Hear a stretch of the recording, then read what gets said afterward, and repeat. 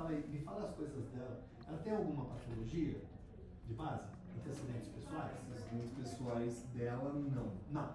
Então não tem nada de antecedentes pessoais. Alguma cirurgia? Não. Antecedentes familiares? Tem o quê? A mãe tem diabetes, teve diabetes ao pós-50 e o pai hipertenso. Então ela tem uma tendência a ter diabetes e hipertensão. Já ficou na minha cabeça isso aí. Mas ela tinha sobrepeso antes da gestação. Daí, bom, esses são os antecedentes, né? Sim. Agora você vai falar dela. Tá. No caso dela, a menarca e a sexarca não são importantes. Não são importantes. Seria importante se fosse um caso de amenorreia, por exemplo, Sim. que ela não está menstruando. Ou então um caso de doença de infecção sexualmente transmissível.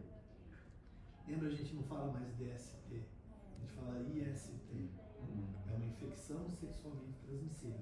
Por exemplo, ela é portadora do vírus do HIV, ela tem uma IST, mas ela não tem AIDS, então ela não tem uma doença, ela tem DST. Por isso que a gente sempre fala IST, certo? Então para ela não é importante. O que é importante para ela são os antecedentes pessoais, familiares e cirúrgicos, e depois a condição dela. Ela é obesa, tem sobrepeso. Ela é sobrepeso, é sedentária. Ela teve um ganho rápido de peso no último mês. Estava com aumento de fome e sede, coceira vulvar 2 semanas. Alimentação, essas coisas aí. Então, eu acho que ela tem uma né? alimentação ruim.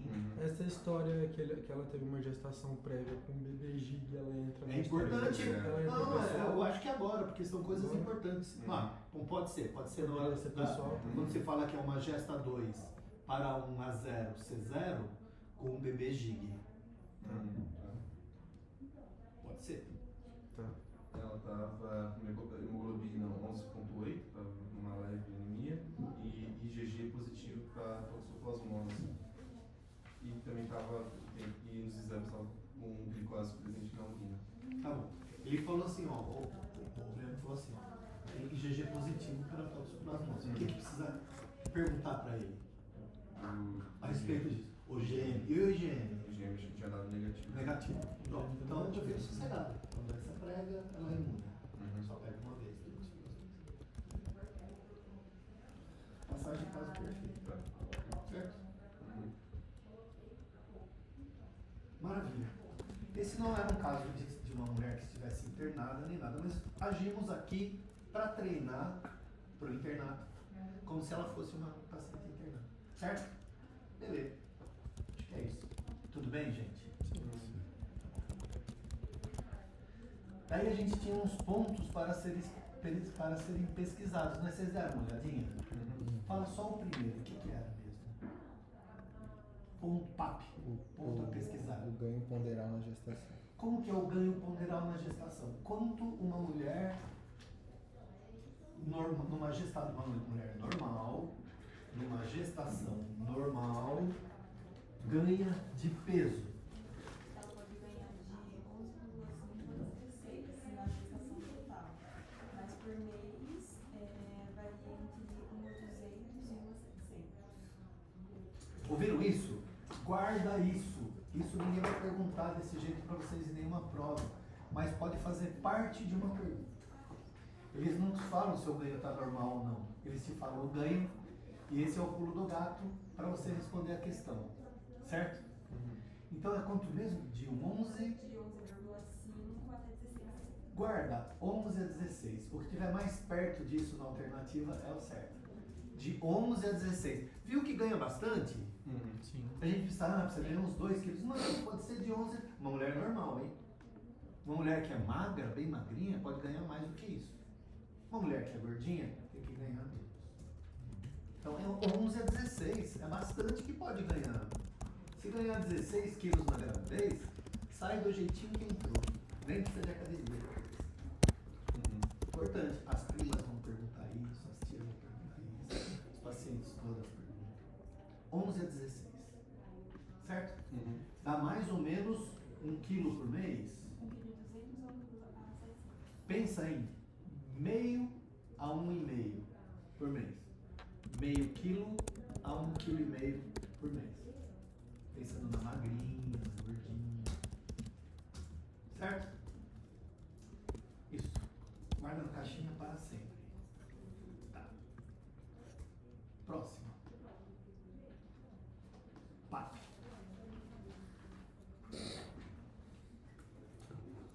Exames solicitados no pré-natal. Oi? Exames que são solicitados no pré-natal. Quais exames, isso cai nas provas por aí, na média. Quais exames, segundo o protocolo do Ministério da Saúde, devem ser solicitados no pré-natal? Vamos falar primeiro os exames, nós já falamos rapidamente. Falamos. Exames de sangue, vamos lá. Primeiro, Hemograma. hemograma. Hemograma, eu vou ver um monte de coisa. Um monte de coisa. Mas, especialmente, anemia, Hemoglobina hematócrita. hemoglobina hematócrita. Leucócitos, se tem de mais, se tem de menos, e plaquetas. É muito comum anemia na gravidez, né? A gente já vai chegar lá, né? Bom, hemograma. Tipagem. Tipagem sanguínea. Se ela já sabe, eu não preciso pedir. Mas se ela não sabe, eu preciso pedir. Se ela for positivo, tá ok. Se ela for negativo, eu tenho que pedir Cumes indiretos. Cumes indireto. Isso. O que mais? Glicemia. Glicemia de jejum. 8 horas de jejum. Certo? O normal numa mulher que não está, numa pessoa que não está grávida, é até 99. Na gravidez, o normal até 92 já é diabetes gestacional. Que mais? Bom, vamos para as testes rápidos. Testes rápidos. O que é mesmo? Sífilis. Sífilis, que não é o VDRL. Não é o VDRL, é o IgM de sífilis. HIV, HIV, hepatite B, C. hepatite B, pronto. Não tem teste rápido de tóxico. Eu posso pedir sorologias dessas todas, que é o VDRL, que não é sorologia, o VDRL, e as sorologias. Também, se eu quiser, eu peço. Mas segundo o Ministério da Saúde, é teste rápido disso aqui. Sai em meia hora. Fura o dedo, colhe capilar, faz o testezinho com a fita, já sai o resultado. Certo? Sorologia, o que faltou? Toxoplasmose. Tá. O que mais que falta? Urina 1. Urocultura. Urina 1, mais urocultura, mais antibiograma. Eles só fazem o antibiograma se a urocultura der positiva, lógico, né? Mas é assim que a gente pede. O que mais? Precisa do ultrassom. O ultrassom no comecinho é transvaginal. Por quê? Porque o ultrassom transabdominal não dá para ver o coraçãozinho batendo, nem nada. O ultrassom transvaginal, esse é o transdutor, né? Coloca e encosta no colo do útero. Então é muito próximo do útero. Então dá para ver mesmo o embriãozinho e tal. Vai para todo lado, assim, no colo do útero, vê os ovários. Se for uma gestação ectópica, dá para ver, ectópica na trompa, no ovário. Transabdominal é mais difícil. Esse pede entre 7 e 12 semanas. Na primeira consulta, entre 7 e 12 semanas. Primeira consulta. Tem alguns outros que a gente pode perguntar. Queria perguntar, o teste rápido de gravidez faz, tipo, na primeira consulta? Não precisa. Só se não tiver confirmado, né? Só se não tiver confirmado. Aí faz primeiro o teste rápido, que é no dedo também. Deu positivo? Daí pede tudo. É que você pegou na cartilha da gestante também, né? Fala que na primeira consulta, se não tem a certeza, faz o teste rápido. Isso. Em geral, é a pessoa da enfermagem que pede, é enfermeiro ou enfermeiro da unidade que pede tudo isso. Mas a gente tem que saber. Tem algumas outras sorologias. Tem uma outra sorologia que é comum a gente pedir, que é de rubéola. Mas não faz parte do protocolo, tá bom? Então eu nem considero. Não. Lá em Vinhedo eles já pedem rubéola, citomegalovírus, tudo. Para todos? Para todas as gestantes. Isso. Citomegalovírus, muitos lugares pedem. E TSH. Uma mulher com hipotiroidismo, não diagnosticado, que fica com hipotiroidismo a gravidez inteira, o filho o recém-nascido e o bebê e o adulto, o filho, né? Para a vida toda pode ter déficit de atenção. Pode ir mal na escola, torcer pro Corinthians, ser aluno da medicina, é um perigo. Então, os pediatras gostam que a gente peça, mas a gente não pede, não faz parte. Citomegalovírus, adianta pedir? Não adianta. Por quê? Porque a gente pega o citomegalovírus muito fácil. É uma gripinha que pode dar gânglios um pouco aumentados, né? Pode ser grave na gravidez. Se a mãe pega citomegalovírus na gravidez, passa pela placenta e pode ser grave na gravidez. Mas a gente pega muitas vezes. Todo mundo já teve. Todo mundo tem IgG positivo. Todo mundo tem. E se o IgM for negativo, não significa nada. Significa que ela pode pegar na gravidez. E se ela pegar, eu não sei se é, se não é, se já teve, se não tem, então faz a menor diferença. Rubéola faz diferença. Se ela for IgG, rubéola é muito perigoso na gravidez. Cegueira, surdez, retardo mental. IgG positivo, IgM negativo, ou ela teve rubéola, ou ela tomou vacina.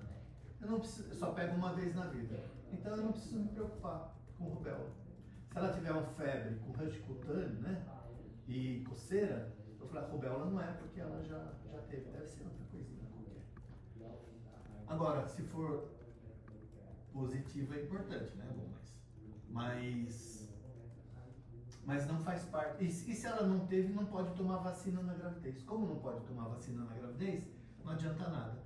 Por isso que a OMS, né? A Organização Mundial de Saúde, e o Ministério da Saúde fala que esses daqui não precisam. Então esses não tem. E a eletrofosforese? Eletroforese. Eu vi, por exemplo, alguns lugares que falam que deve ser pedido para todas as gestantes, mas eu acho que o Ministério fala que é só para quem já teve histórico de anemia sem causa definida. Ok. É assim, ó, eletroforese de hemoglobina. Eletroforese, sabe o que é eletroforese? É assim, ó, põe a substância aqui, põe uma carga positiva aqui e uma carga negativa aqui. Daí o sangue aqui, por exemplo. Daí o que for mais positivo vai correr para lá. O que for menos não vai correr. Para saber se tem muito ou se não tem muito. Isso é eletroforese. Pode fazer eletroforese de proteína, de hemoglobina.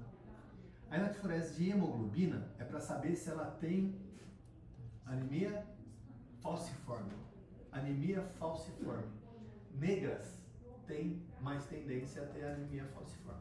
Não faz parte do protocolo. A não ser que ela tenha no hemograma anemia com células alteradas. Muitos esquizócitos, ou às vezes até aparece uma falsização de uma hemoglobina, de uma hemácia, alguma coisa. Só se o hemograma mostrar alguma coisa. Não faz parte da rotina eletroforese de hemoglobina.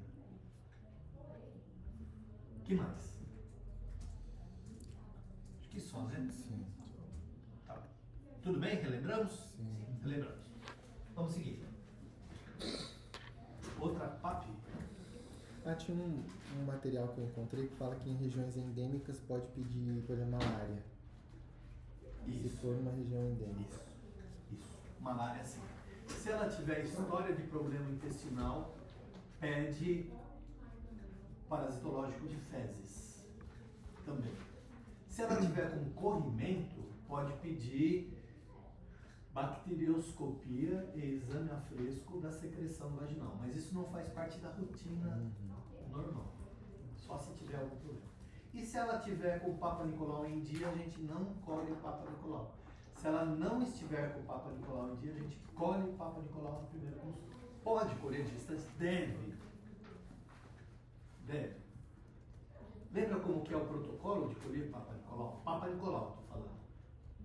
De 25 ou mais. A partir de 25. De 25 até 64. Até 64. 25 a 64. Aí colhe todo ano até dar 2 negativos, espaço 3 anos. Isso. E E aí ela para de fazer quando dá 64 e 2 negativos. E o DNA HPV, Esse é 5, né? Esses 5 e 5. Agora é mesma coisa, dos 25 aos 64, se tiver normal é de 5 em 5 anos. Mas precisa de 2 negativos. Não precisa. Ah, não. Não Só precisa. um normal que passa Ah, 5 tá. anos. Deu normal, já é 5 anos, não precisa de 2 negativos. Tá, Tudo bem? beleza.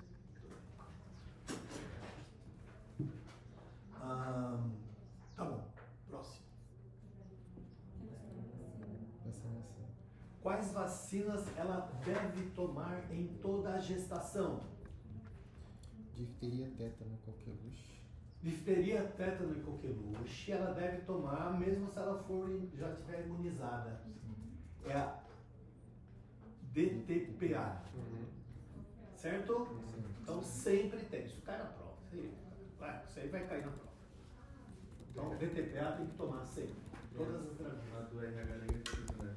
Se ela for RH negativo, o marido positivo, com vizinho direto negativo, daí ela vai ter que tomar. Esse é o nosso próximo assunto, que nós vamos começar hoje.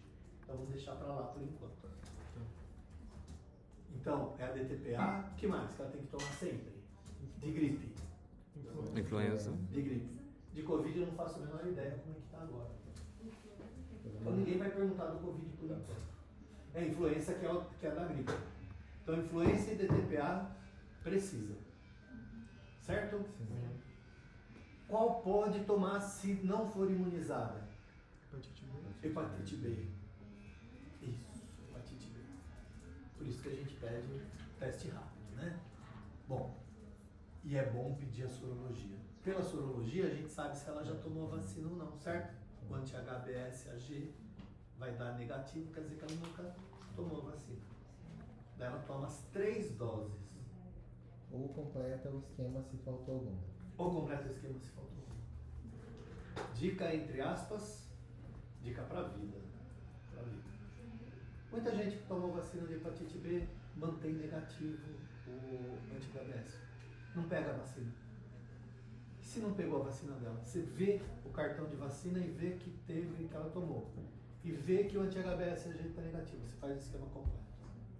Tá bom? Tá. Aconteceu comigo. Não estava gestante. Mas aconteceu, eu tomei, positivou, depois de uns anos negativou, aí eu repeti o esquema e positivou. Tem gente que fica negativo. Tem gente. Seguimos? Então vacinas. O que mais?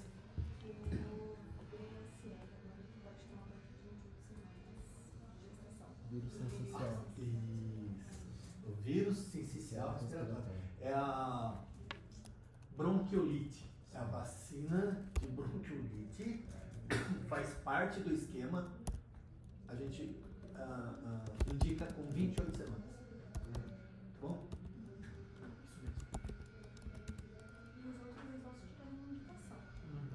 Faça medicação. Por exemplo, se for em área endêmica, febre amarela.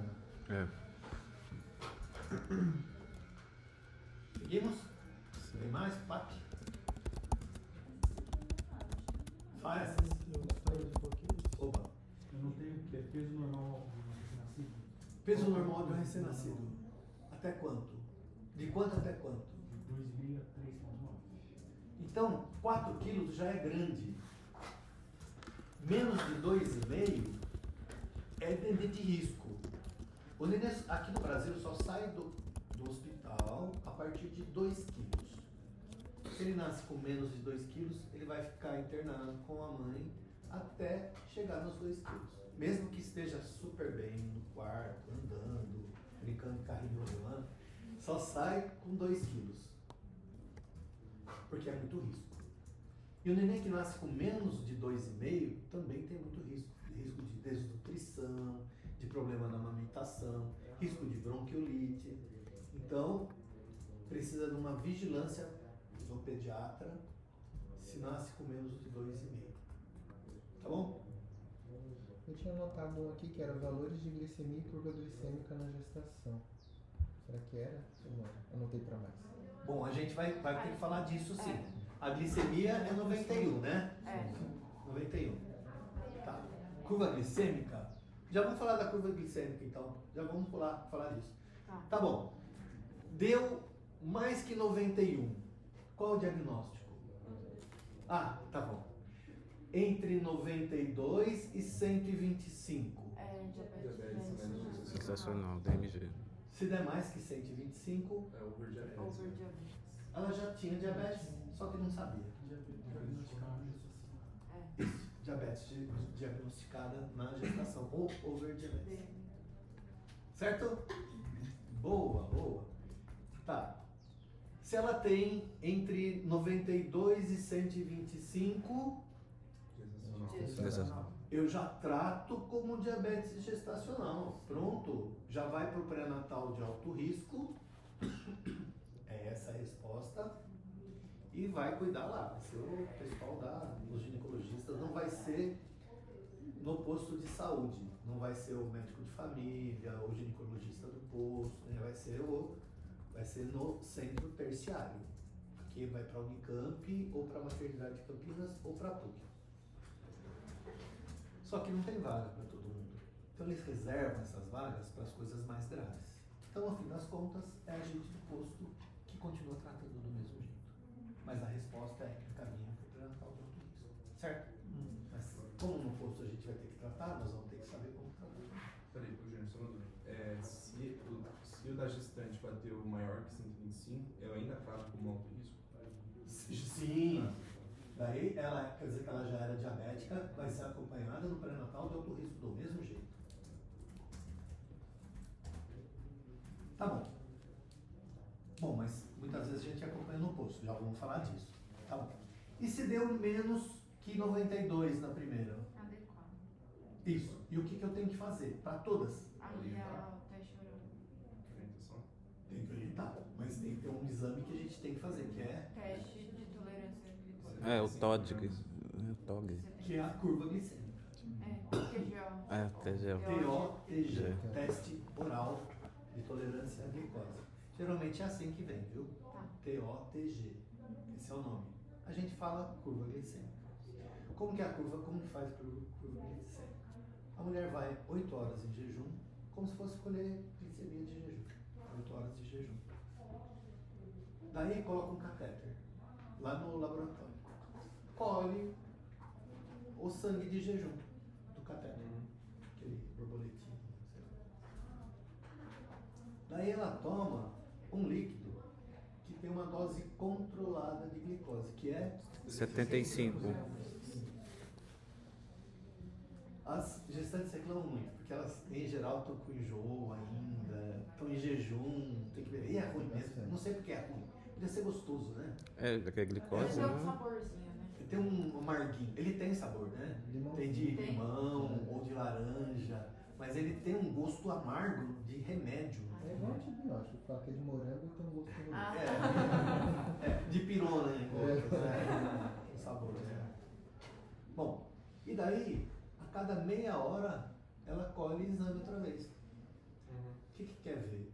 Quer ver qual, com essa sobredose de glicose, né? Como o pâncreas dela está reagindo, como está produzindo insulina e qual é a absorção de glicose para dentro das células, para ver se ela está metabolizando a glicose corretamente. Tá bom, colhe de meia em meia hora, mas o que importa para a gente é 1 hora e 2 horas. Então tem que ser menor que 92 de jejum. 1 hora e o 2 horas?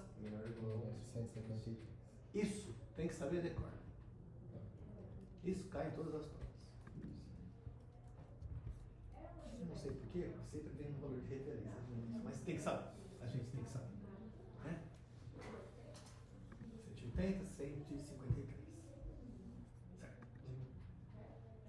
Se der qualquer que seja um deles acima do esperado, diabetes gestacional. Certo?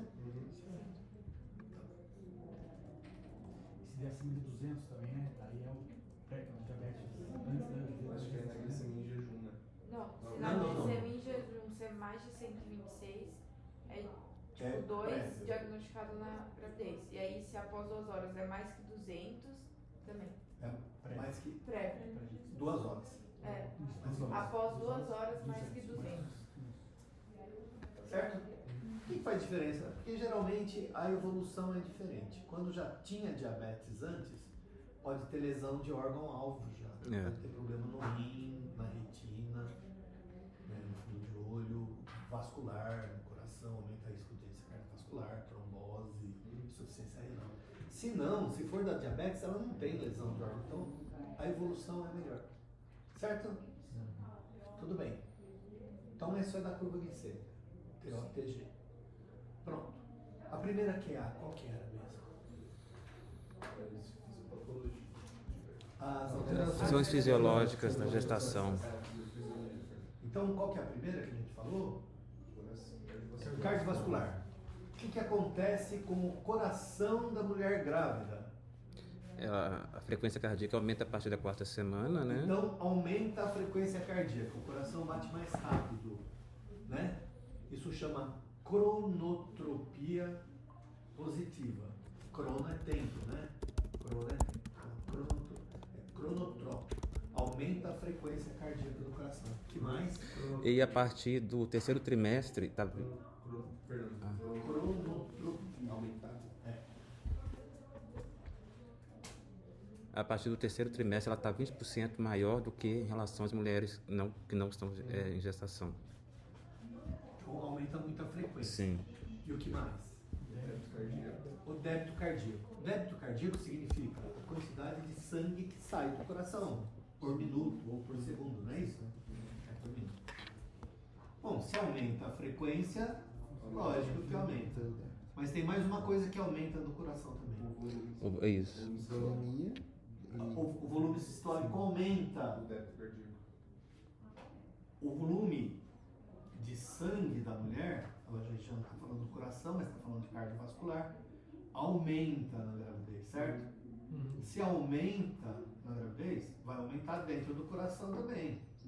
Então, além dele bater mais rápido, tem mais sangue dentro, então lógico que sai mais. Isso também aumenta mais ainda o débito cardíaco. É bom porque vai mais sangue pro nenê, né? É. Certo? Tem mais uma coisa que aumenta no coração. A massa. Não, é do coração. A força de contração. Isso é inotropia. Inotropia. Força de contração. Então aumenta a força de contração, a frequência cardíaca e o volume sistólico. Então na sístole sai mais sangue. Por quê? Tem mais sangue no corpo dela.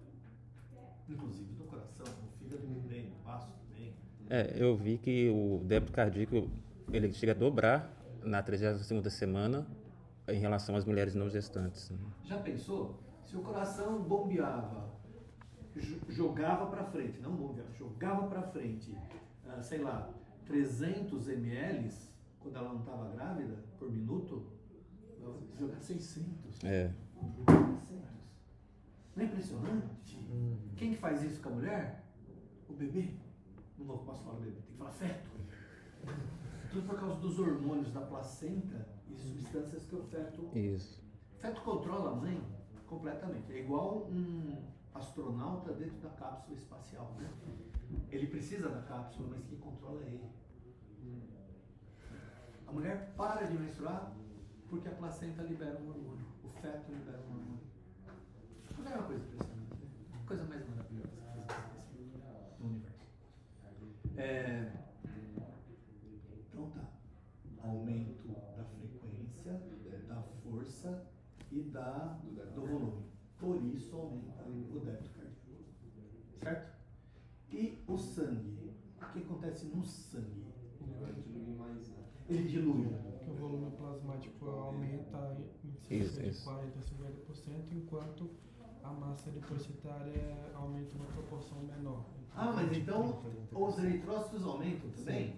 Aumentam Porque os glóbulos brancos, os glóbulos vermelhos e os brancos Também. aumentam na gravidez. Só que o volume, o líquido, o sangue, aumenta mais ainda. Eles não aumentam Aí dá uma hemodiluição. uma anemia fisiológica. É, acho que é da gravidez, isso. Não precisa falar mais. Isso é prova também, não é? Tá. Então, 12 é a hemoglobina normal, né? Na grávida, 11,5, normal. Tá bom, a gente vai dar fé, assim, porque o neném vai precisar, né? Faz parte do protocolo. Mas, no fundo, ela tá só hemodiluída. Ela tem mais glóbulos vermelhos. Isso é muito bom, porque na hora do parto perde muito sangue. De meio litro a 1 litro de sangue. Seja no normal, seja na cesárea. Perde muito sangue. Mas perde mais água do que glóbulos vermelhos, porque está hemodiluído. Então não faz diferença para ela. Não, é impressionante. Você ia falar? Não, eu ia falar da pressão arterial da gestante que tendia a cair. Já vamos chegar lá. Os fatores de coagulação Aumentam sua função. principalmente o fibrinógeno, que eu vi que 360, enquanto as plaquetas tendem a discreta redução por hemodiluição. Isso. Então, aumenta a coagulação da gestante. Isso causa um problema, né? A fase da mulher que ela tem mais risco de ter trombose na gestação. Então, gestação é risco de trombose. Por isso que se uma mulher gestante de final vai viajar de avião, não tem nenhum problema. Radiação, né? Pressurização, não tem problema. O problema é ficar muitas horas sentadas com a perna dobrada. Então, o que a gente orienta, a cada 2 horas vai fazer xixi. Ela já vai precisar mesmo, né? A cada 2 horas ela vai fazer xixi. Levanta, anda até aqui, 5 metros para lá, 5 metros para cá, pronto, está resolvido o problema. Então, aumenta o risco de trombose. Mas, por outro lado, depois que o neném nasce, tem uma tendência a ter hemorragia. Com os fatores de coagulação aumentados, diminui esse risco. Não é maravilhoso? Então perde mais água na hora do parto, apesar de perder bastante sangue, e coagula rápido. Bom, e a pressão arterial, ela diminui na gravidez. Então mulher grávida tem pressão baixa, tem que ter pressão baixa. Por que ela tem pressão baixa? Pode lesionar a placenta. Isso no final é isso. Mas o que causa a diminuição da pressão arterial dela na gestação? Ela tem. Pode falar. Pode falar. Não, Por favor. Não, pode falar, então não sei se eu tô certo. Diminuição da resistência muscular. Periférica. Cai a partir da 20ª semana que eu vi e permanece cerca de 20% abaixo do normal. Abaixo da pressão sistólica entre 15 a 10 milímetros de mercúrio e a diastólica entre 10 e 15. Mais ou menos. Então, 10 por 6, 9 por 5, é normal na gravidez. Isso é bom, né? Ela tem risco de trombose. Tem aumento de prostraciclina e óxido nítrico. Isso. O que faz dilatar vasos periféricos? O óxido nítrico. O óxido nítrico, NO2, óxido nítrico, é o que faz dilatar, causa principalmente dilatação de artérias em qualquer, mas na periferia. Quando uma pessoa qualquer, seja qualquer sexo, está com uma crise hipertensiva muito grave, a última alternativa é por uma UTI e dar óxido nítrico na veia. Muitos antihipertensivos agem no final das contas, aumentando a secreção de óxido nítrico, dilata a artéria, certo? Tá bom. Então, prostaciclina vem da prostaglandina, né? Então é uma reação da placenta que produz prostaglandina, que se transforma em prostaciclina, que se transforma em óxido nítrico e daí tem uma vasodilatação. Então é a placenta que faz. Além disso, tem uma coisa que chama shunt placentário. Não vamos estudar isso agora. Tudo bem? Tá. Então, cardiovascular. Diminuição da pressão arterial, por diminuição da resistência periférica. Isso. Tem aumento da frequência do coração, da força de contração, por isso tem aumento do débito cardíaco. tem aumento dos fatores de coagulação, tem hemodiluição, mas com aumento de plaquetas, glóbulos brancos e glóbulos vermelhos, desproporcional ao aumento de plasma, por isso que tem hemodiluição. Bom, hein? Não tá sendo legal?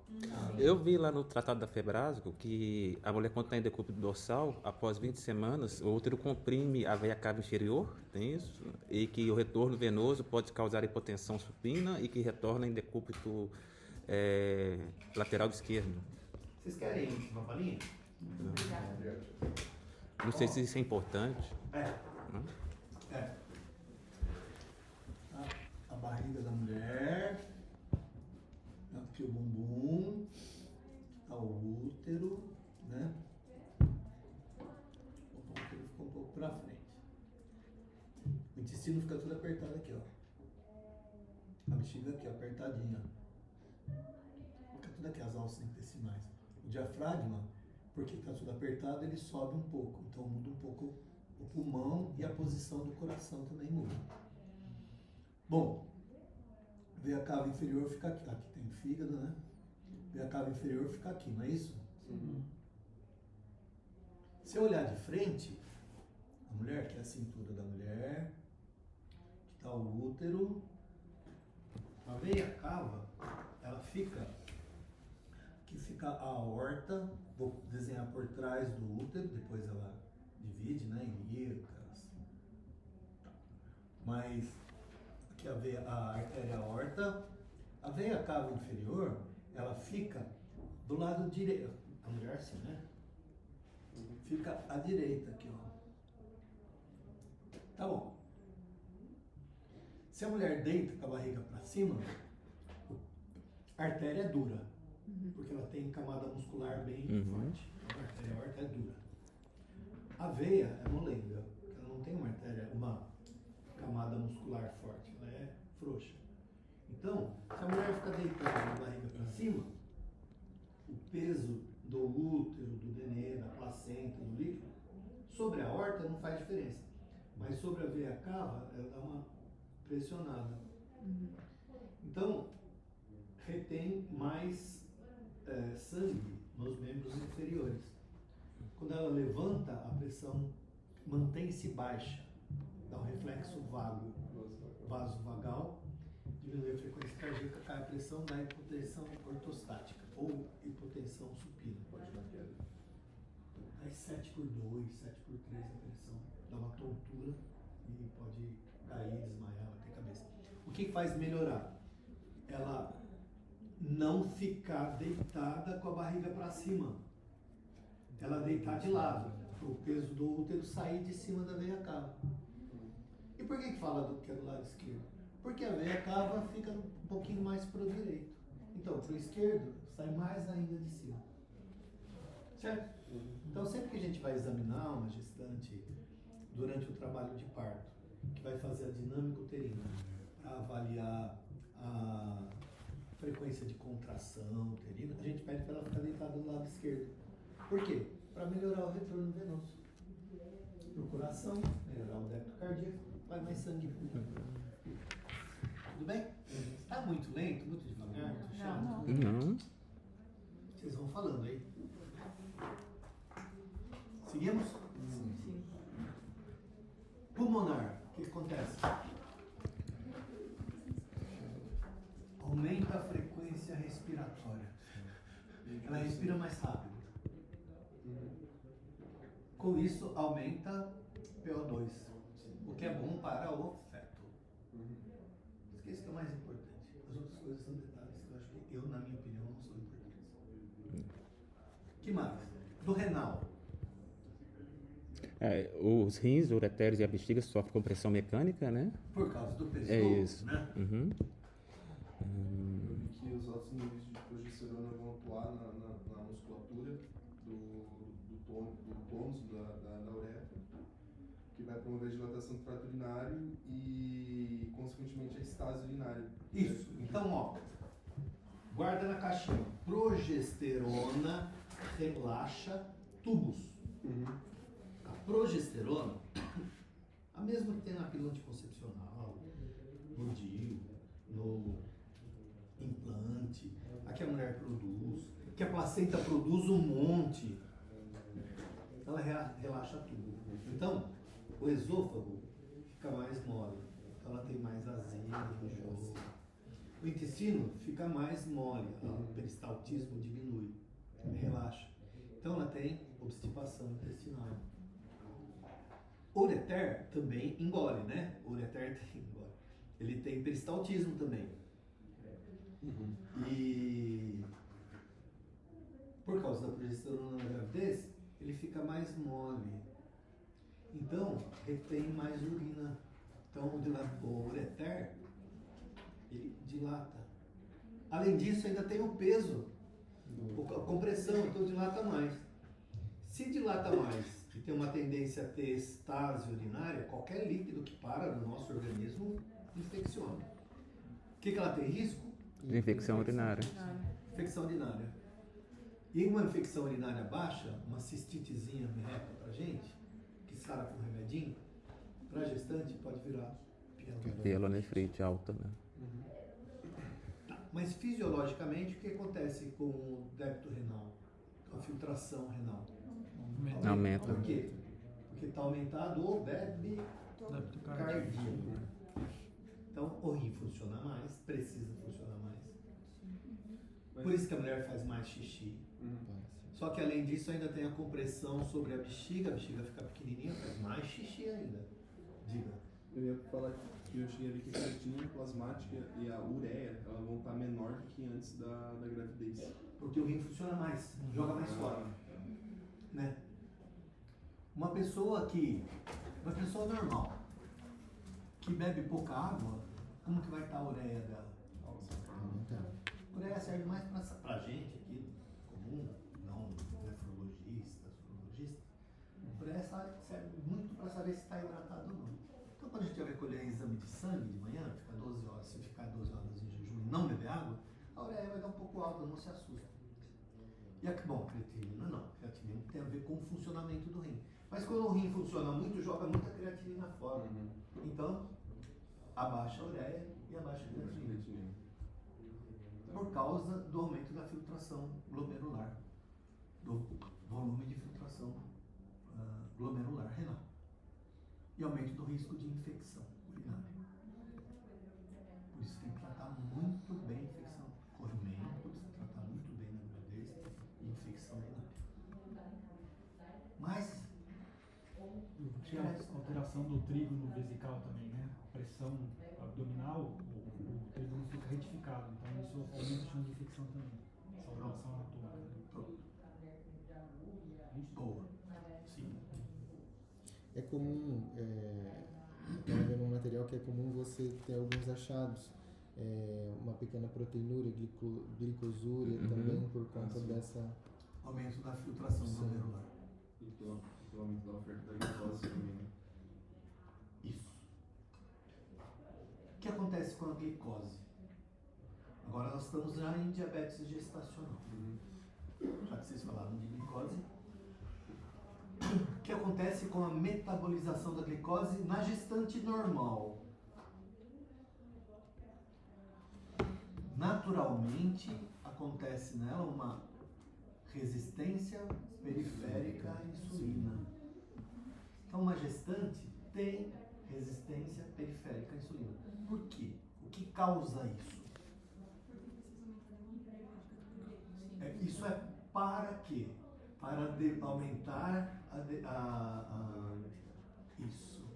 O bebê precisa de glicose, né? É o aporte dele, né? Isso é para quê? Mas por quê? O que causa uma resistência periférica à insulina? São os hormônios. É um hormônio placentário. Lactogênio. Tem que saber.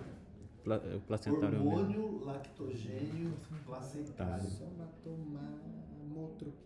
HPP. Isso. Hormônio lactogênio placentário. É assim que todo mundo fala. Ou HP. Em inglês, né? Ou LPH. Né? Olha, é um hormônio normal da placenta quê? Para aumentar a oferta de glicose para o bebê. E para aumentar a oferta de glicose para o bebê, ele causa uma resistência periférica à insulina. Ele ocupa receptor de insulina nas células da periferia. Então, as células todas, né, as células musculares, tem receptores, né? Receptor de parede, né? A célula é o núcleo da célula. A célula tem receptores para insulina. O pâncreas produz insulina. O pâncreas lá, as ilhotas, né? Produzem insulina, cai no sangue. A insulina vem aqui. A insulina é assim, sei lá, né? Tô brincando, né? Mas é balãozinho. Tô só uma metáfora. Ela vem aqui, o balãozinho encaixa aqui. Quando ele encaixa aqui, ele abre canais para glicose que está vindo aqui pelo sangue entrar. Certo? O lactogênio placentário, ele é parecido.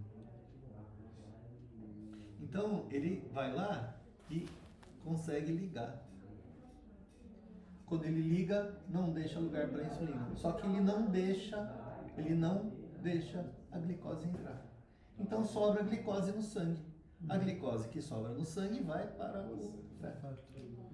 Mas a insulina não passa pela placenta, né? A insulina passa pela placenta. Não passa. Não passa pela placenta. Ela age no corpo da mãe, fazendo com que sobre mais glicose no sangue. Então a glicemia da mãe aumenta. Isso é fisiológico, isso é normal. Só que tem mãe que não funciona direito. Se sobra um pouco, é isso. Não, o pâncreas até funciona mais, até produz mais insulina, mas ela não consegue fazer entrar, acaba sobrando e vira diabetes gestacional.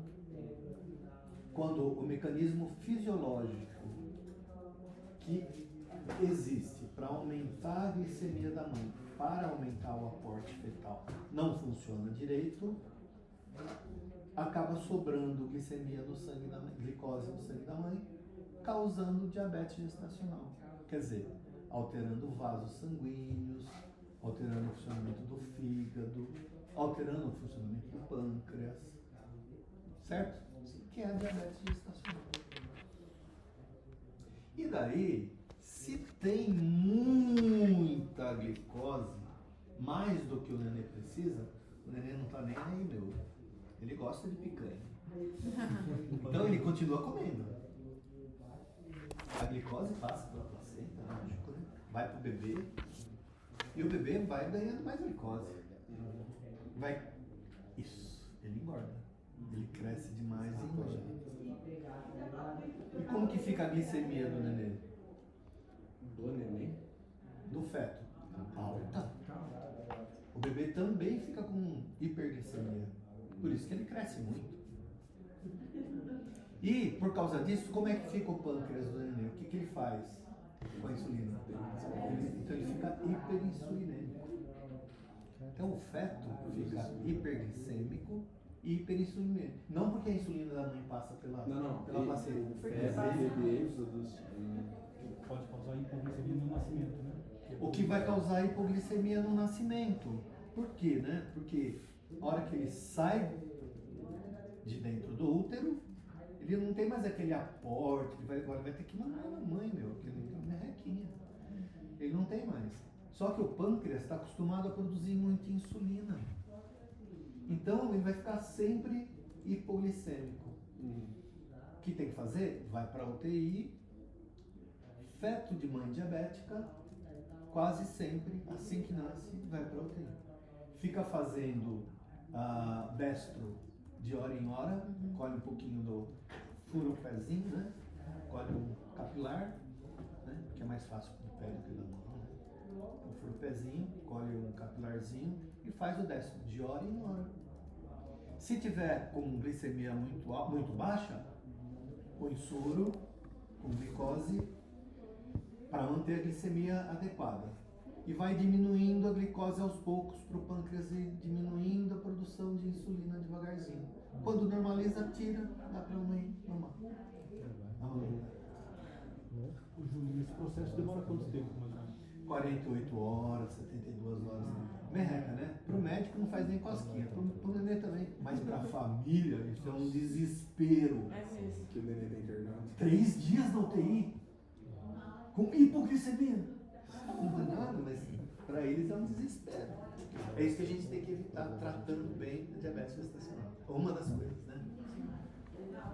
Então, o nenê, bom, nós vimos por que é que fica com... Porque aparece a diabetes gestacional. É uma disfunção da fisiologia normal, então uma fisiopatologia, em que a mulher é hipersensível ao hormônio lactogênio placentário, causando aumento da resistência periférica à insulina e hiperglicemia e hiperinsulinemia na mãe. Causa hiperglicemia no feto com hiperinsulinemia no feto. O feto cresce demais, até libera mais GH mesmo. Cresce demais. E o que mais que o feto faz? O que você ia falar? Não, não tô. Tá bom. Uma pessoa que tem diabetes, quais são os sinais, os primeiros sinais? Vai ter poligrama, né? Isso, é aí que eu quero chegar. Quem tem diabetes, qual um dos sinais de diabetes? Primeiro sinal? Sede. Isso. Polidipsia, não é isso? E poliúria. O feto também tem polidipsia e poliúria. A água ele bebe pelo cordão umbilical, né? Mas ele faz muito xixi. Como é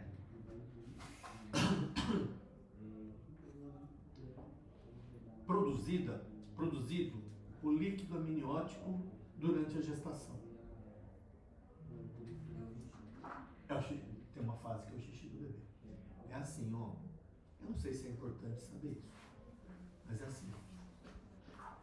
Até 8, 10 semanas de gestação,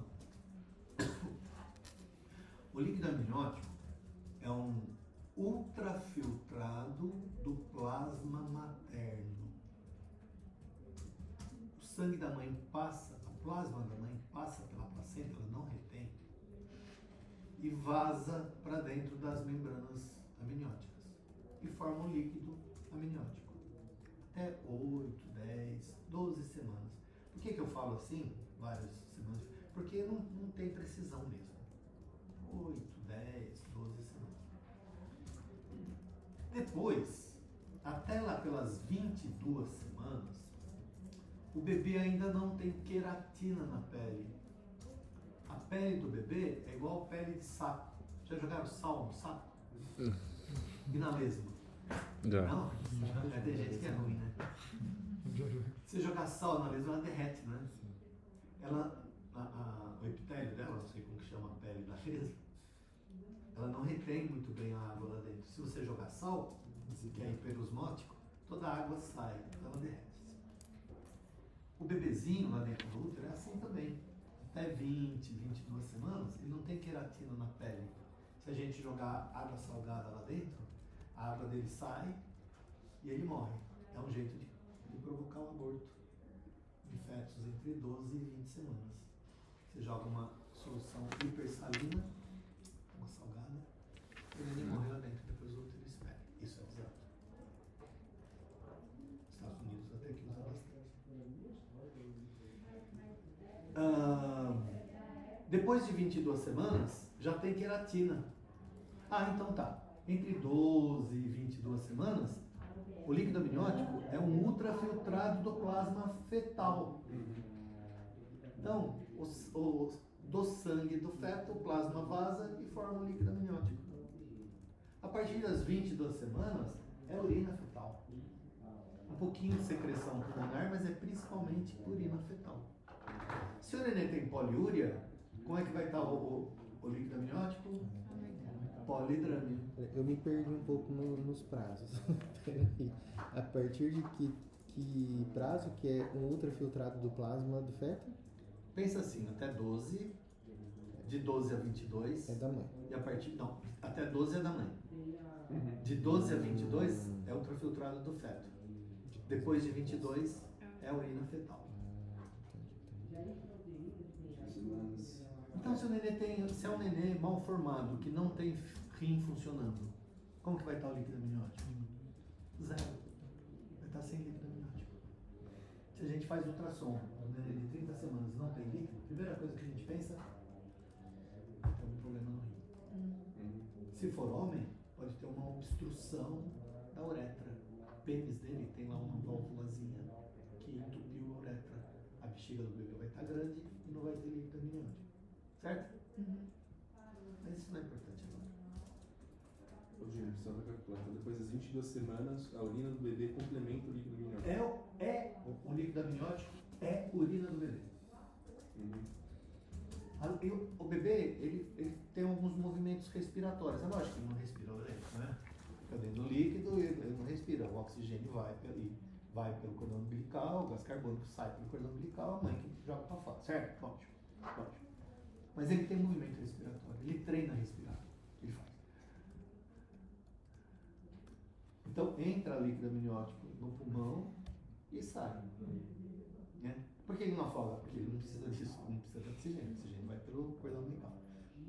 Então tem um pouquinho de sujeirinha, né? De secreção dos alvéolos pulmonares, dos brônquios, bronquíolos, vai lá também. Então tem uma secreção pulmonar. Mas é quase que só urina. Ele bebe essa urina, ele bebe. Porque ele bebe, né? Ele não come porque não tem comida, mas o bebê ele bebe. Ele bebe, faz xixi. Aí ele bebe, bebê, faz xixi.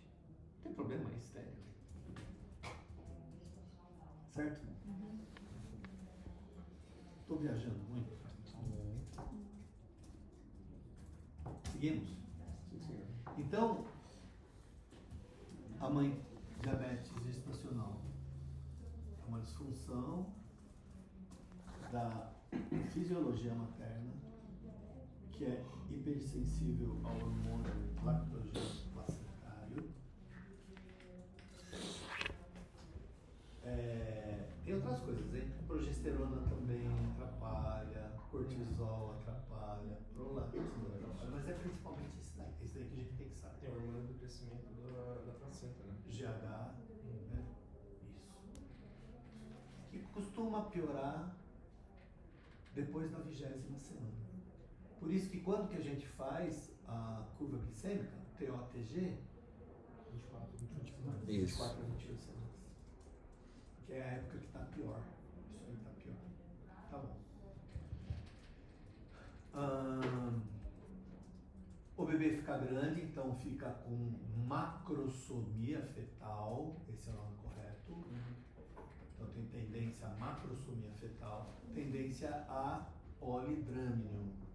Polidrâmino, isso.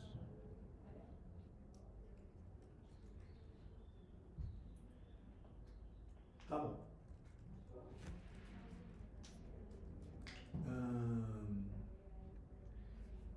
Quais os fatores de risco para a gente desconfiar que a mãe pode ter diabetes gestacional? Então, fatores de risco para diabetes gestacional. Alguém viu?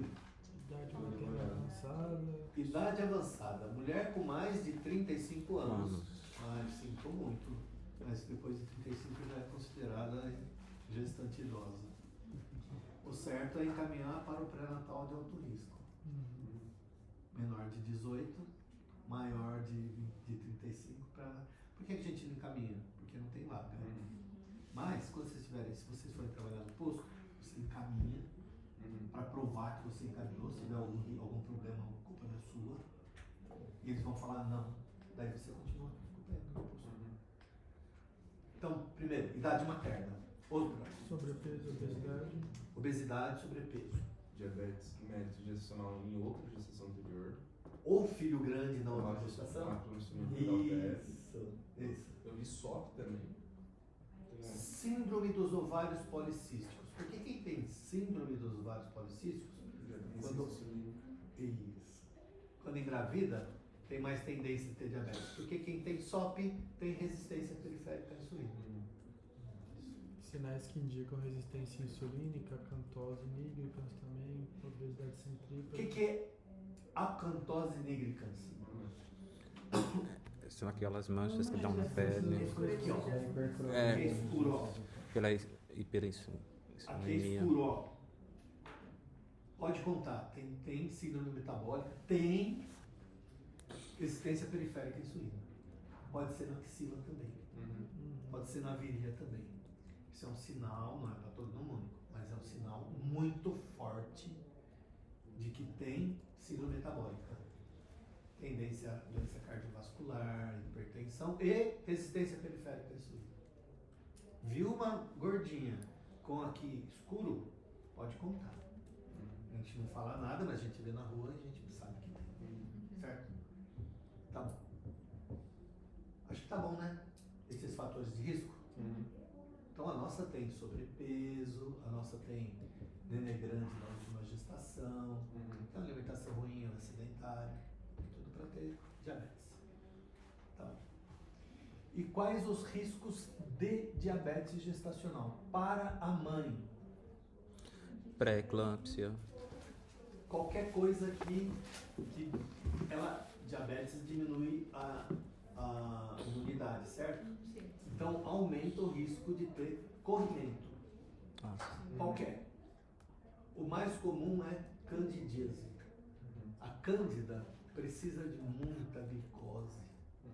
Se a mulher tem muita glicose no organismo, as células da vagina, da parede da vagina, do epitélio vaginal, vão ter muito glicogênio. O glicogênio cai na vagina e se transforma em glicose, papazinho de cândida. Então tem candidíase com frequência. Quais são os sintomas de candidíase? Coceira. Que mais? Corrimento branco. Esse é um sinal. Esse é um sinal. Corrimento branco, que nem como leite coalhado, com grumos. Esse é um sinal. Mas o sintoma é coceira, Ardor. ardência. E pode ter disúria. Por quê? Porque está tudo inflamado ali, né? A cândida produz muita prostaglandina. Prostaglandina se transforma em prostaciclina. Prostaciclina causa os sinais, sintomas inflamatórios. Dor, calor, rubor e perda da função. Então fica vermelho, incha, arde. Pode dar fissura também, né? Pode dar fissura. Fissura é quando rasga a mucosa. Fissura, sangramento na relação, arde pra caramba na relação. É uma IST a candidíase? Não é. Não é. Nem vaginose bacteriana, nem candidíase. Precisa tratar o parceiro? Não. Como trata a candidíase na gravidez? Um creme. Pode usar comprimido, mas de preferência com creme. Na gravidez, corrimento primeiro, a gente trata com creme. São os azólicos. É miconazol. Pode ser estatina também. Aplicar miconazol, creme vaginal. Aplicar ao sedentar 7 dias. Ou estatina, creme vaginal. Aplicar ao sedentar 7 dias. É melhor não ter relação, porque relação sexual, além de estragar o creme, tirar o creme e tal, ainda muda a acidez, o que dificulta a cura. Certo? Se não curar, você usa comprimido. Fluconazol, 150 mg, dose única. 150 mg. 150. Por quanto tempo? Dose única. É um comprimido. Candidíase, fora da gravidez, na mulherada, a gente trata com fluconazol, 150 mg, um comprimido por semana, 3 semanas. Quando vocês vão lá na praia, as meninas todas gostam de candidíase. Por quê? Não é porque pega lá. Pega assim. É porque a cândida é um fungo, uma micose, um bolor. O bolor gosta de lugar quente, úmido e com pouco ar. O pênis não serve para isso. Então, graças a Deus, a gente não tem muita candidíase. A vagina é perfeita para isso. Então, quando vai para a praia, na hora que está saindo da viagem, já toma um fluconazol. Ensina todo mundo. É ótima prevenção. Isso. Essa não candidíase não complicada. A complicada é diferente do que a gente pode ver. Não vai ver no quarto. Vê no terceiro. Tá bom. Candidíase é uma coisa que acontece. Outra coisa que vocês falaram, aumenta o risco de pré-eclâmpsia. Pré-eclâmpsia. A pré-eclâmpsia é uma doença de gestante, da gestação, que se inicia pela má implantação da placenta. Um erro de implantação do trofoblasto. Mas quem tem tendência a ter resistência periférica à insulina, tem tendência a ter pré-eclâmpsia. Então tá. Então aumenta o risco de pré-eclâmpsia. O que mais? O polidrânico que a gente falou, né? Vai ter polidrânio. Qual que é o problema do polidrânio? Nós estamos falando para a mãe, né? Uhum. Para a mãe, aumenta o volume intrauterino. Se aumenta o volume, tudo que aumenta o volume intrauterino, aumenta o risco de trabalho de parto prematuro e Hemorragia pós-parto. parto prematuro. Então, riscos maternos. É bom ter uma tabela, né? Então, corrimento, onde o principal é a candidíase, mas pode ser vaginose bacteriana também. Nenhum dos dois pega por relação, pode aparecer do nada. Aumento de pré-eclâmpsia, risco de pré-eclâmpsia. Não se preocupe, eu já pedi para comprar mais refil de tinta. Todos estão acabando. Pré-eclâmpsia. Depois, por causa do aumento do volume intrauterino, aumenta o risco de trabalho de parto prematuro. Além disso, parto prematuro.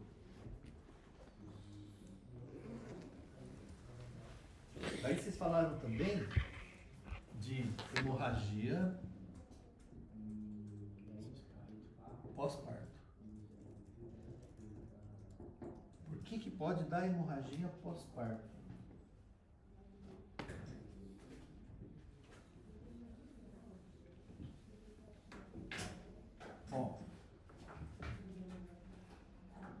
Bom, tá sendo uma aulona, não, vocês estão ajudando.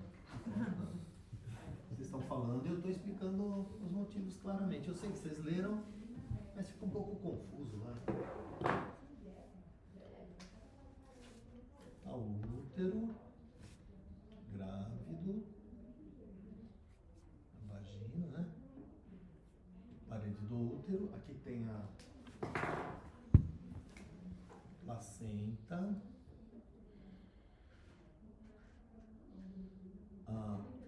as membranas amnióticas, o âmnion e o cólion, e aqui está o neném, cabeçudão, né? Aqui cordão umbilical. Então,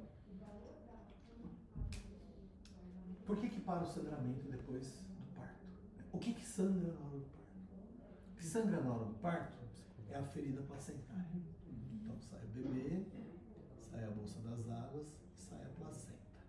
Aqui, ó, fica a ferida placentária, sangrando.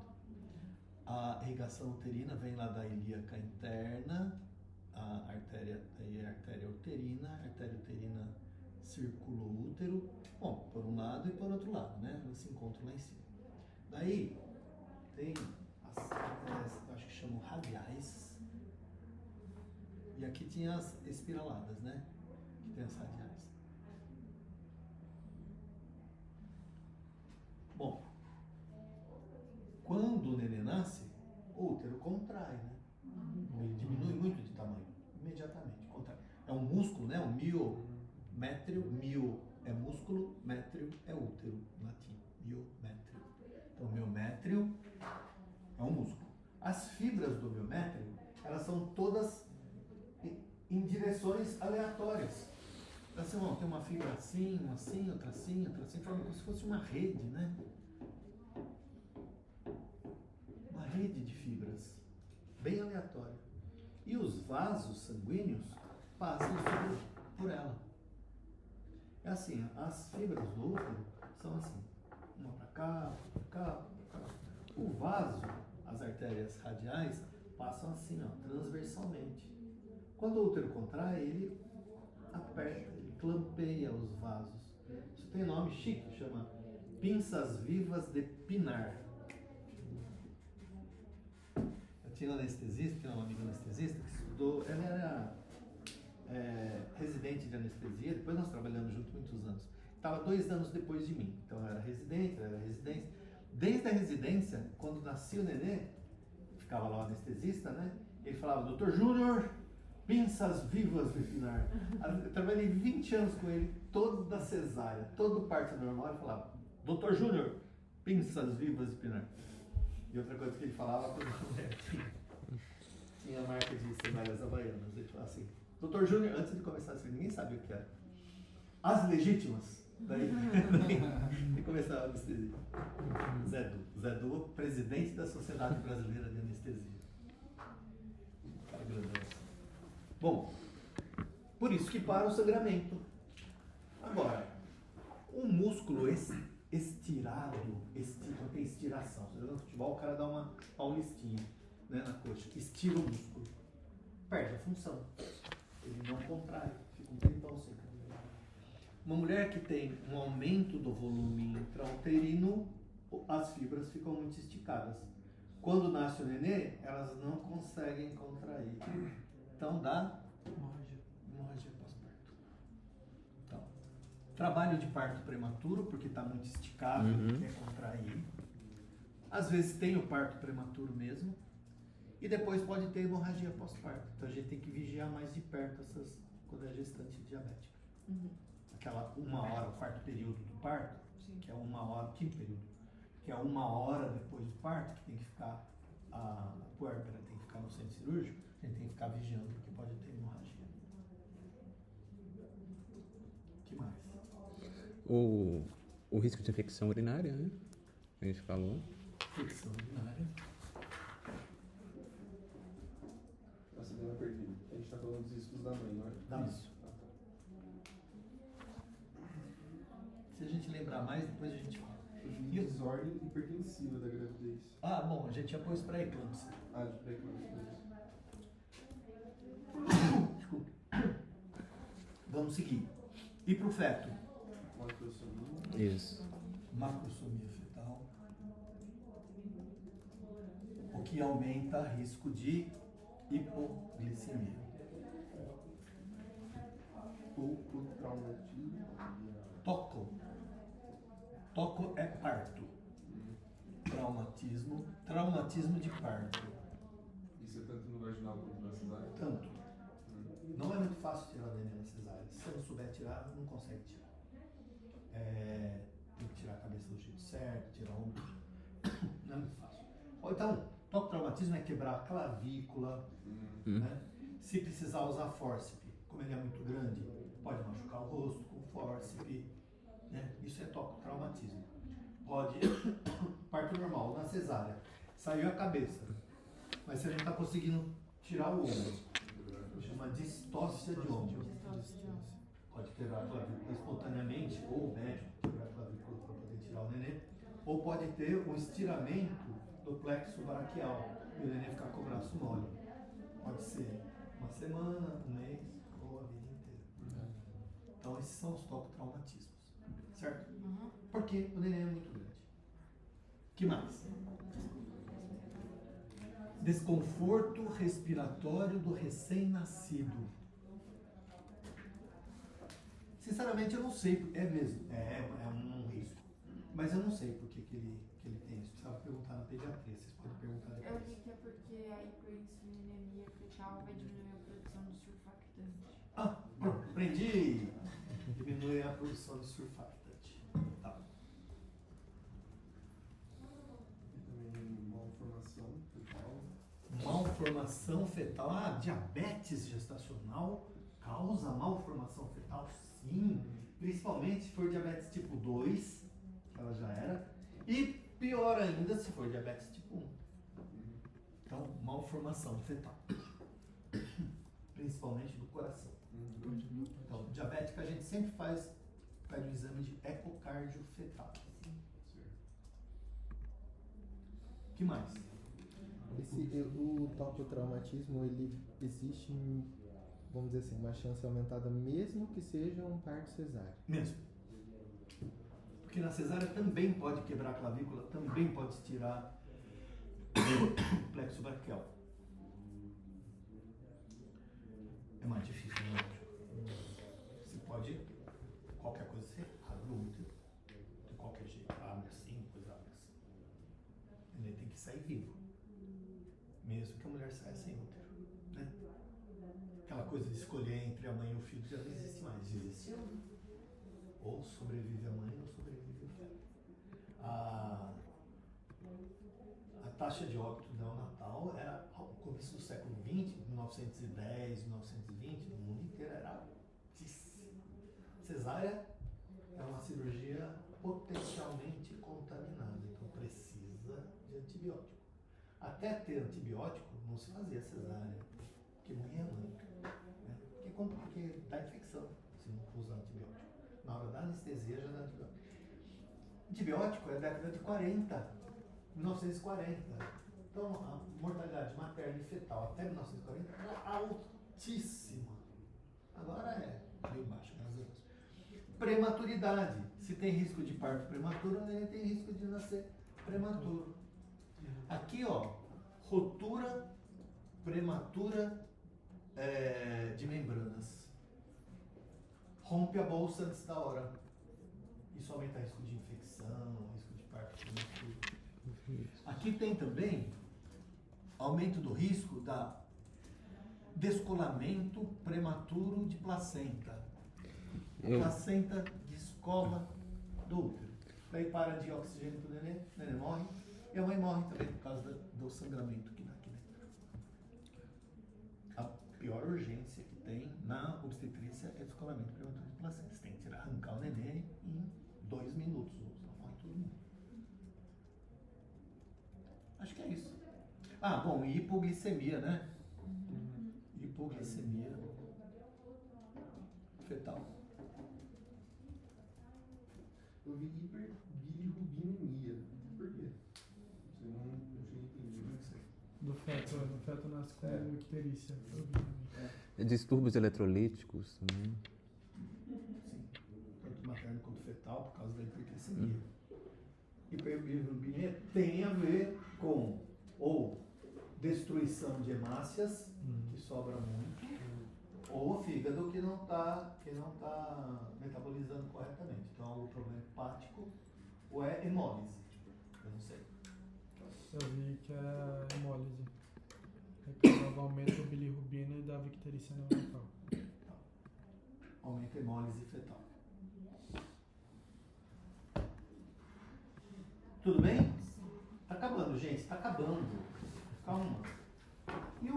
Bom, nós vimos os fatores de risco, vimos os riscos, vimos a fisiopatologia, vimos a epidemiologia, certo? Sinais, sintomas, diagnóstico, falta o Tratamento. Bom, o que a gente faz com a mulher que tem diabetes gestacional? A gente começa com mudança de vida. Isso. Que é o quê? Dieta. Dieta correta, Limitada para gestante. atividade física limitada para gestante. Se não tiver contraindicação obstétrica. Isso, se não tiver contraindicação obstétrica. Isso. Tá bom. Tá bom que vai ser. Isso você vai fazer lá no posto, né? Sim. Não era para dar com você no posto. Era para estar no pré-natal de alto risco, mas não tinha vaga, não é isso? Uhum. Ela tem que fazer, bom, para saber se está dando certo isso que a gente está fazendo. Tem que fazer monitorização glicêmica, como que é? Então, termômetro, se ela não tiver nenhum medicamento, jejum, pós-café, pré e pós-almoço. jejum, pós-café e pós-jantar. 4 momentos. Daí, se tiver com medicamento depois, vai fazer em 6 momentos. Então ela vai ter que ficar fazendo destra em casa 4 vezes por dia? Sim. 6 vezes por dia? Sim. E ela tem que anotar isso e levar para você ver. Certo? Certo. Então, mas vamos ver, 4 momentos é jejum, Pós-café. Pós-almoço, pós-jantar. Isso. Pós quanto? Até uma hora.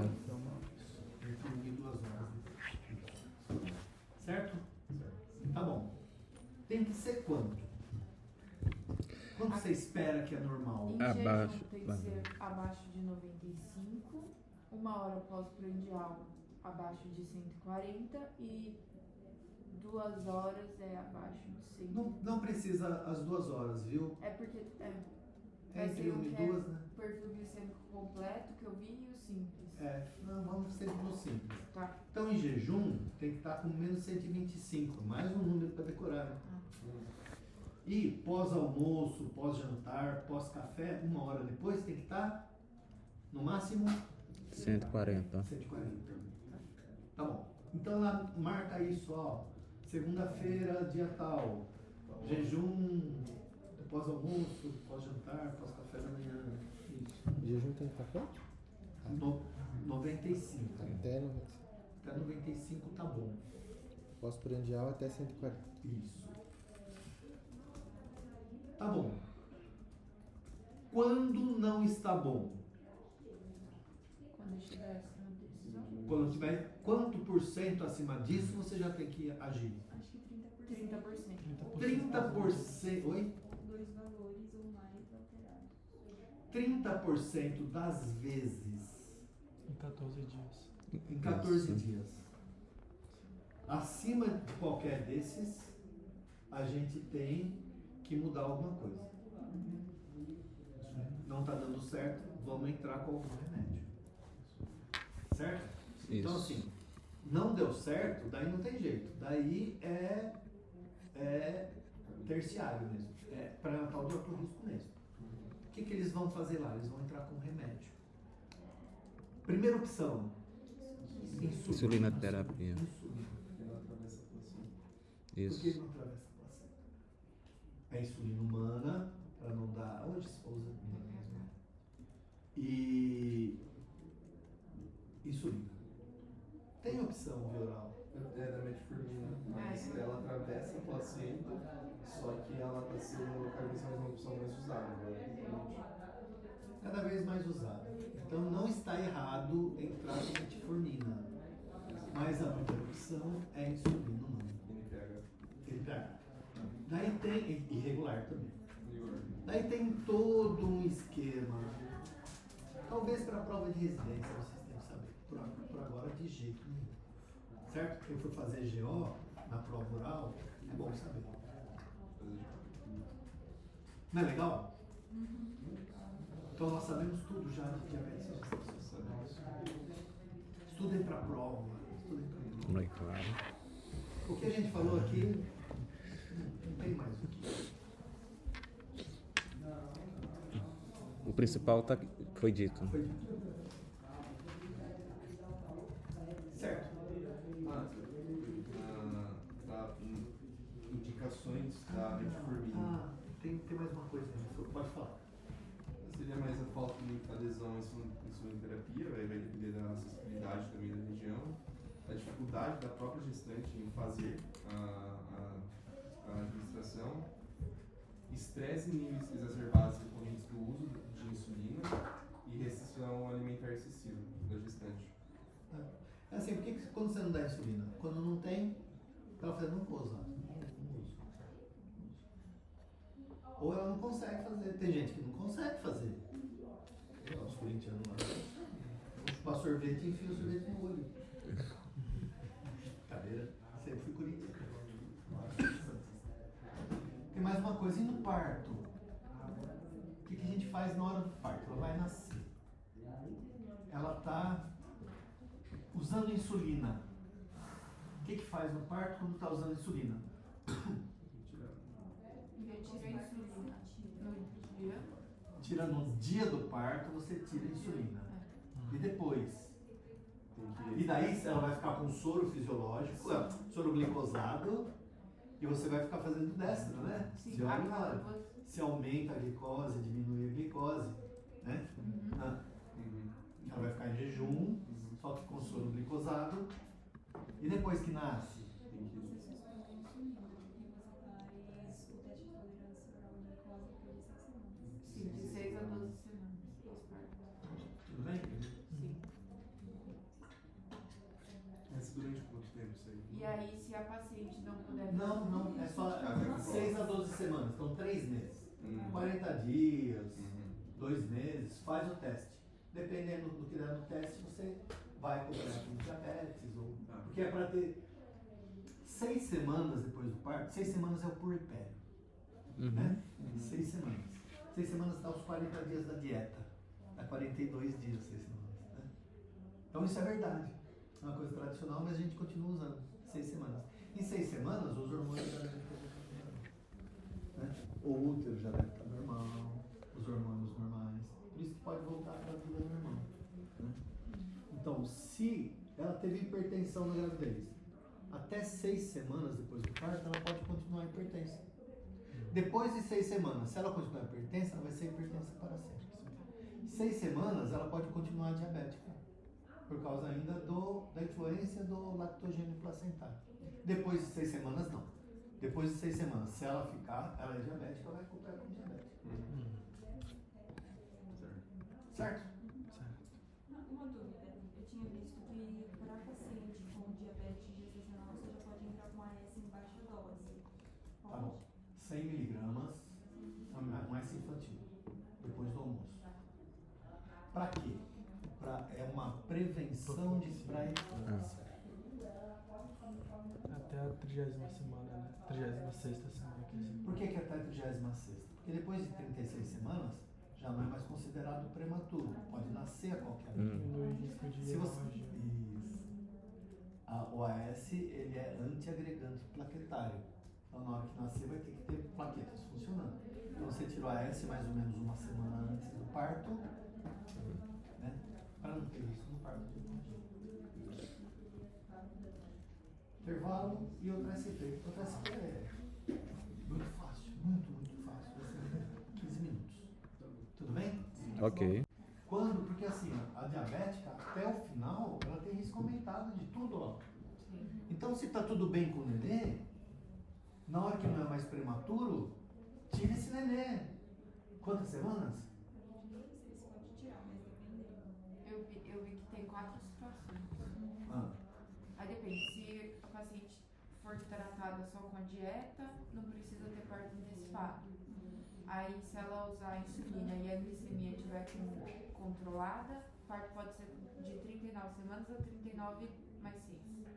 Aí se tiver em uso de insulina com controle insatisfatório, o parto é com 37 a 38 semanas.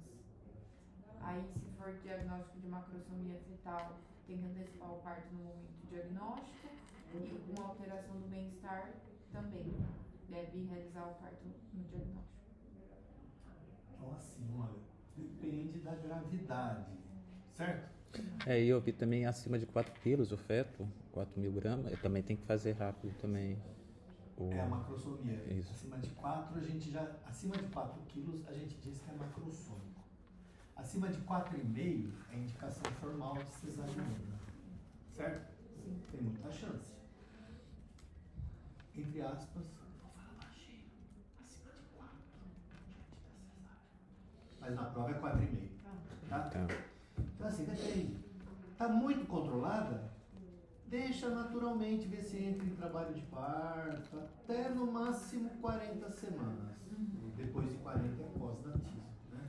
Pode esperar até 41, mas diabética até 40. 39, 6 dias. Está muito controlada, não precisa de insulina. Precisa de insulina, mas está controlada? 39, 38, 39. Não é isso? Insulina não está controlada? 37.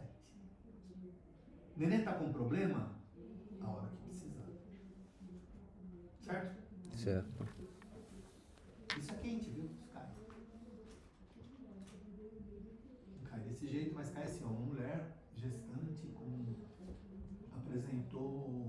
POTG com uma alteração já de diabetes, controlada com dieta, está com 37 semanas.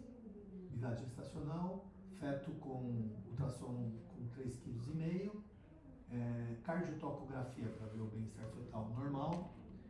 Qual é a sua conduta? Parto imediato? Quando fala de parto imediato, pode ser indução de parto ou cesárea, tá? Então, parto imediato, cesariana com 39 semanas, assim, ó, várias alternativas assim, certo? Isso é bem quente. Então vamos, 15 minutos? Beleza.